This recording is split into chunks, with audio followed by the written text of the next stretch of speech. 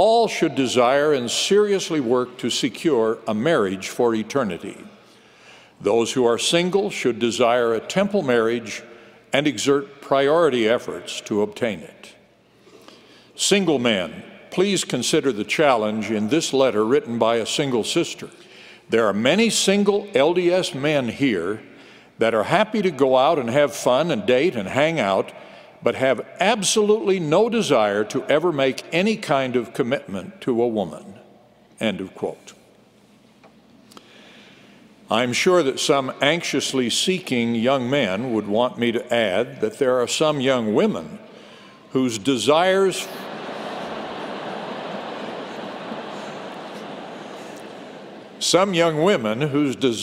for a worthy marriage and children rank far below their desires for a career or other mortal distinctions. Both men and women need righteous desires that will lead them to eternal life.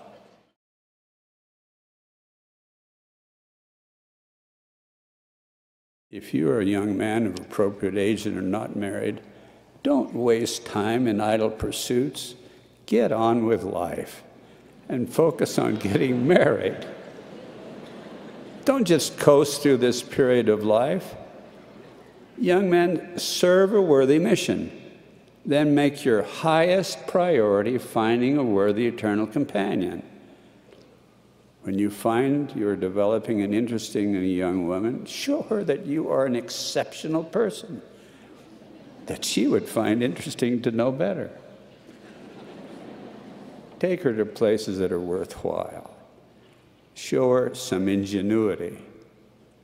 If you want to have a wonderful wife, you need to have her see you as a wonderful man and prospective husband. It is so rewarding to be married. Marriage is wonderful.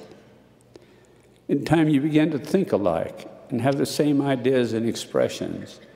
You have times when you're extremely happy, times of testing, times of trial. But the Lord guides you through all of those experiences together. I feel sorry for any man who hasn't yet made the choice to seek an eternal companion, and my heart weeps for the sisters who haven't had the opportunity to marry. Some of you may feel lonely and unappreciated and cannot see how it will be possible for you to have the blessings of marriage and children or your own family. All things are possible to the Lord, and He keeps the promises He inspires His prophets to declare. You will receive every promised blessing for which you are worthy.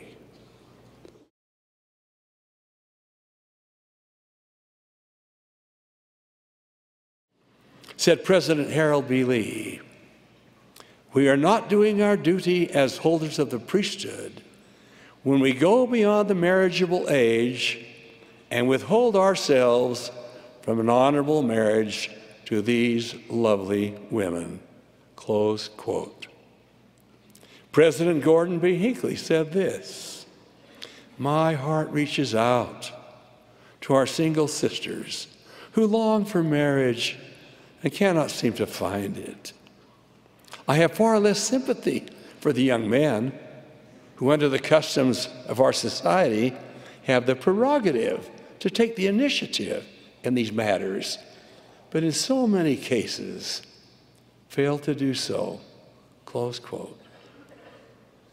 I realize there are many reasons why you may be hesitating to take that step of getting married. If you're concerned about providing financially for a wife and a family, may I assure you that there's no shame in a couple having to scrimp and save. It is generally during these challenging times that you will grow closer together as you learn to sacrifice and to make difficult decisions. Perhaps you're afraid of making the wrong choice. To this I say that you need to exercise faith. Find someone with whom you can be compatible. Realize that you will not be able to anticipate every challenge which may arise, But be assured that almost anything can be worked out if you are resourceful and if you're committed to making your marriage work. Perhaps you're having a little too much fun being single.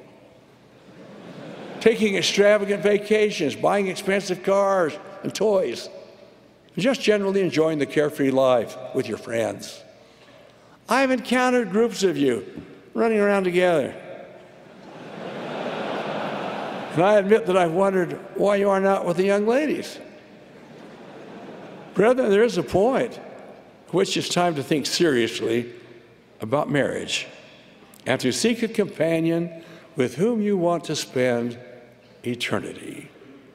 If you choose wisely, and if you are committed to the success of your marriage, there's nothing in this life which will bring you greater happiness.